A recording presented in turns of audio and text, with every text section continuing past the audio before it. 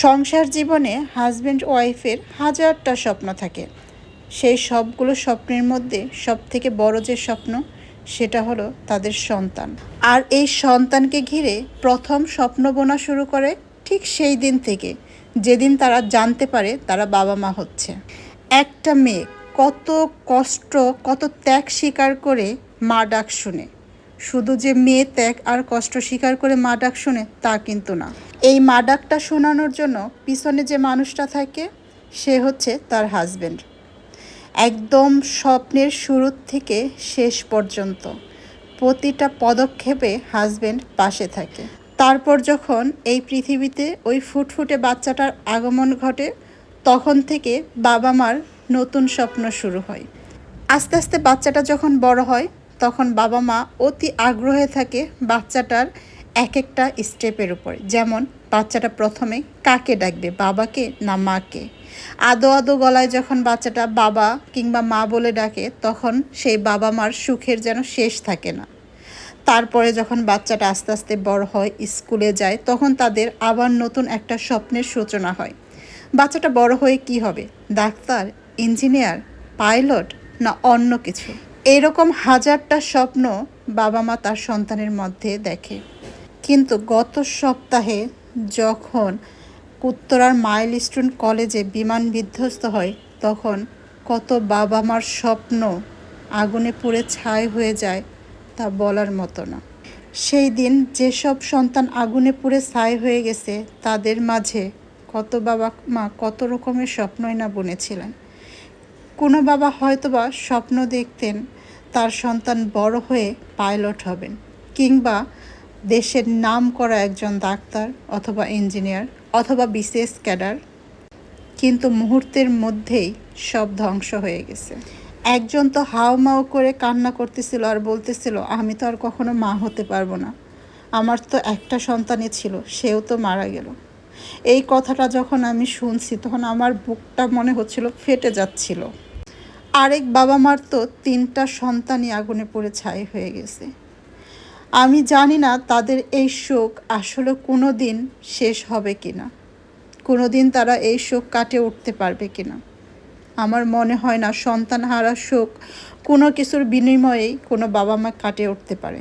তবে আল্লাহর কাছে শুধু এতটুকুই প্রার্থনা করি যে হ্যাঁ আল্লাহ, তুমি ওই সব বাবা মাকে মনের ভিতরে শান্তি দাও যারা সন্তান হারিয়ে নিঃস্ব হয়ে পাগল প্রায় হয়ে গেছে।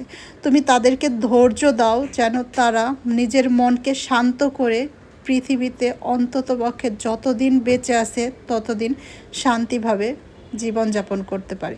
যদিও এটা কোনো দিনই সম্ভব না, কারণ যে বাবা মায়ের সন্তান যায় শুধু তারাই জানে সন্তান হারানোর কষ্ট কতটা। একজন মা তো কান্না করতেছিল আর বলতেছিল বিয়ের 10 বছর পার হয়ে গেছে, কত মানুষের কত কথা শুনছে একটা সন্তানের জন্য, তারপরে যখন আল্লাহ তার মুখ তুলে তাকালো সেই সন্তানকেও আল্লাহ আবার নিয়ে নিল। এই কথাগুলো শুনলে না বুকের ভিতরে কেমন জানি মোচড় দিয়ে ওঠে। 19 জুন আমার মেয়ের বার্থডে ছিল। বার্থডের ব্লগটা আমি আপনাদের সবার সাথে শেয়ার করেছি, কিন্তু বার্থডেতে যারাকে কি গিফট দেওয়া হয়েছে সেটা হচ্ছে আপনাদের সাথে শেয়ার করা হয়নি। তাই ভাবলাম আজকে ভিডিওটা শেয়ারই করি। যদিও 19 জুনের পরে শেয়ার করার কথা ছিল কিন্তু সময়ের জন্য শেয়ার করতে পারিনি। আর 21 জুন যেহেতু এরকম একটা ঘটনা ঘটে গেছে, তারপরের একদমই মন মানসিকতা ঠিক ছিল না, কোনোভাবেই ভিডিওতে ভয়েস দিতে ভালো লাগতেছিল না। বিশেষ করে এই বাচ্চাদেরকে নিয়ে যে ভিডিও, এটা একদমই ভয়েস দিতে ভালো লাগতেছিল না, যার জন্য আমি এতদিন ভয়েস দিইনি। কিন্তু কেন জানি মনে হলো যে না, যেহেতু আমার ভিডিওটা করাই আছে তাহলে আজকে আমি ভয়েসটা দিই, এর জন্য আজকে আমি ভয়েসটা দিলাম। আসলে ওই দিন আমরা যারাকে নিয়ে গিয়েছিলাম উত্তরের রাজলক্ষ্মী মার্কেটে, এখান থেকে যারার জন্য কিছু খেলনা কিনবো বার্থডে উপলক্ষে। অবশ্য আজকে যে খেলনাগুলো যারা কিনেছে সেইগুলো কিন্তু আমি একটাও গিফট করিনি কিংবা যারার পাপাও গিফট করেনি, এগুলো সব ওর চাচু আর চাচি গিফট করছে। আর এই যে একটা ব্যাগ কিনলাম দেখতেছেন, এইটা আবার যারার কাজিনের জন্য, মানে আমার এক চাচাতো দেবর আছে আর তার মেয়ের জন্য কিনা হয়েছে। কারণ এইবার যখন ঈদে আমরা বাড়িতে গেছি যারার একটা ব্যাগ কিনেছিল সেই ব্যাগটা দেখে নাকি আমার আমার ওই ভাস্তিটা পছন্দ করেছিল, যার জন্য সেম টাইপেরই ব্যাগ কিনতে চাচ্ছিলাম, কিন্তু 2 দিন এসে ঘুরছি একদম সেম ব্যাগ পাইনি, তাই হচ্ছে ওই কালার ব্যাগটা নিলাম। আর এই দিকে যারা হচ্ছে কেনাকাটা ওইখান থেকে শেষ করে চলে আসছে আমাদের উত্তরার স্কয়ারের একদম নিচে একটা শোরুমে, সেইখানে হচ্ছে ও দেখতেছে কি কি নিবে। আসলে ও যা দেখতেছে তাই নিতে চাচ্ছে। সানগ্লাস দেখলো, সানগ্লাস দেখে বলতেছে সানগ্লাসটাও ভালো লাগছে। তারপরে ওয়াটার পট, টেবিল ল্যাম্প থেকে শুরু করে অনেক কিছু দেখতেছিল। আসলে ছোট মানুষ যা দেখে তাই নিতে চায়।